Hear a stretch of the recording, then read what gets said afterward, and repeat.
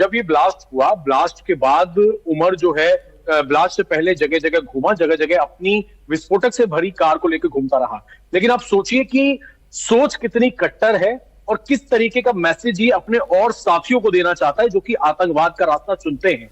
जम्मू कश्मीर का ये रहने वाला है और जिस तरीके से ये वीडियो सामने आई, इसको ये पता लग चुका था जब, क्योंकि 8 तारीख को मीनाक्षी जम्मू कश्मीर की पुलिस दोबारा आई थी अल-फलाह यूनिवर्सिटी, फरीदाबाद पुलिस से कांटेक्ट किया और जब इसके बाकी के साथी पकड़े गए, जब विस्फोटक की बरामदगी हुई जिसमें मुजम्मिल भी था, शाहीन भी थी, उस वक्त ये फरार हो गया।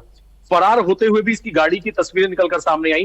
लेकिन जब इसको पता लग गया कि जम्मू कश्मीर पुलिस इसको छोड़ेगी नहीं, क्योंकि जम्मू कश्मीर पुलिस जो है पूरी तरीके से सर्विलांस इसके ऊपर रखे हुई थी, ये कहां कहां जा सकता है। उसके बाद इसकी कट्टर सोच देखिए, किस तरीके से इसने सुसाइड बॉम्बिंग की पैरवी की। ये बताया कि ये रास्ता किस तरीके से सीधा ऊपर लेकर जाता है और कट्टर सोच इस्लाम के अंदर इसने सुसाइड बॉम्बिंग को एक अच्छी बात, एक शहादत की बात इसने करने की कोशिश की। और इसके कितने और साथी होंगे जो जम्मू कश्मीर या अलग अलग इलाकों में इसकी सोच से इत्तेफाक रखते होंगे, उन लोगों को ये मैसेज देने के लिए कि इसने कोई हीरोपंती का काम किया है। और उसके बाद ये पैनिक में इधर उधर भागता रहा। जम्मू कश्मीर पुलिस इसको लगातार चेज कर रही थी, फॉलो कर रही थी। उसी दौरान फिर पैनिक में इससे ये ब्लास्ट हो गया, जो कि वहां पर एकदम से प्लांट नहीं था, लेकिन ये काफी ज्यादा तंग आ चुका था। लेकिन इसकी जो सोच है, पढ़ा लिखा डॉक्टर, और हमारी बात हो रही थी कुछ सोर्सेज से जिसमें हरियाणा पुलिस भी शामिल है मीनाक्षी, इसके पास कुछ पेशेंट्स भी आते थे।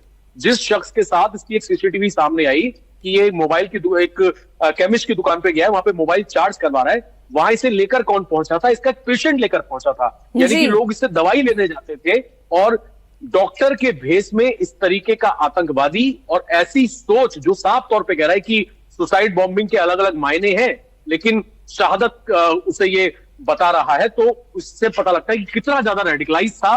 और वीडियो बनाने के पीछे मकसद भी ये था कि इसे पता था मैं तो पकड़ा जाऊंगा, लेकिन मेरे पकड़े जाने के बाद मेरे जो बाकी के आतंकवादी साथी हैं या फिर जो इस सोच से इत्तेफाक रखते हैं, वो इसको हीरो मान सकते हैं। नहीं देखिए अभय, उमर कोशिश भी तो यही कर रहा था ना कि वो कितने से ज्यादा सुसाइड बॉम्बर तैयार कर सके। उसका प्लान ऑफ एक्शन तो यही था। ये तो अलग बात है कि उससे ये धमाका हो गया, उसके पास और कोई चारा नहीं बचा। लेकिन ये फिर से आप सोचिए और इसके एक एक शब्द पर आप गौर करिए, समझने की कोशिश करिए कि इनका ब्रेन किस तरह से काम करता है।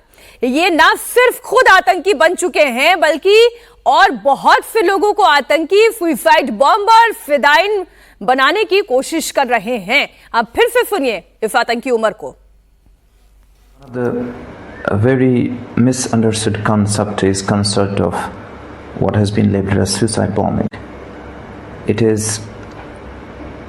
martyrdom operations, and it is being known in Islam. There are multiple contraindications, but there are multiple arguments that have been brought against it. Martyrdom operations: when a person presumes that he is going for sure die at a particular place at a particular time, he goes against the presumption that a particular is going to die in a particular situation.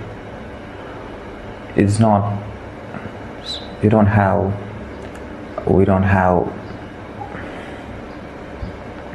situation.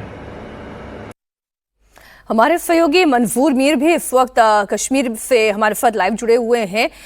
मंजूर, ये जिस तरीके की मानसिकता है, इसे पोषण कहाँ से दिया जा रहा है, कैसे दिया जा रहा है? अच्छा खासा पढ़ा लिखा डॉक्टर अंग्रेजी जुबान में बोल रहा है, लेकिन माइंड रेडिकलाइज्ड है।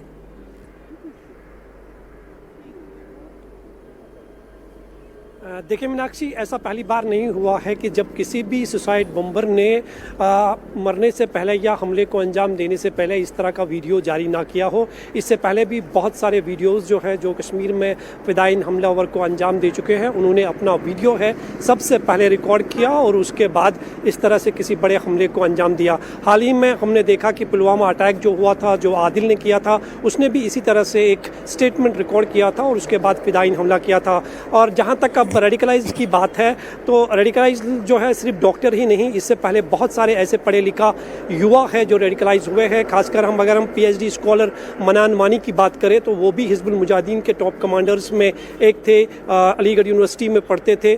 कहीं ना कहीं जो है ये सारा जो कनेक्शन है जो पाकिस्तान में बैठे हैंडलर्स हैं उनकी मदद से हो रहा है और पढ़े लिखे युवाओं को अब, खासकर उन युवाओं को अब चुना जाता है जिनका कोई बैकग्राउंड में कोई क्रिमिनल रिकॉर्ड नहीं है, किसी तरह भी कोई FIR दर्ज नहीं है। अब उन लोगों को चुना जाता है ताकि उन पर ज़्यादा शक न हो और वो आसानी से इस पूरे टेरर मॉड्यूल को जो है अंजाम दे सके और अपने तार जो है वो हर जगह तक फैलाए सके। और यही कारण है कि जो फरीदाबाद में हमने देखा कि वाइट कॉलर टेरर मॉड्यूल जो था, जिसका खुलासा जम्मू कश्मीर पुलिस ने किया, एक पोस्टर की मदद से जम्मू कश्मीर पुलिस को इतना बड़ा खुलासा जो है उन्होंने किया और इतनी बड़ी गिरफ्तारी अमल में लाई गई। तो निसंदेह ही 2019 के बाद जो कश्मीर की सिचुएशन है, खासकर कश्मीर की बात करें तो मिलिटेंसी का ग्राफ जो है वो जीरो पे आ चुका था। डेवलपमेंट देखी जा रही थी, हिंसा, पत्थरबाजी, वो अब एक इतिहास बनता हुआ दिखाई दे रहा था। लेकिन इस तरह से एक समय मिला 2019 से 2025 के बीच,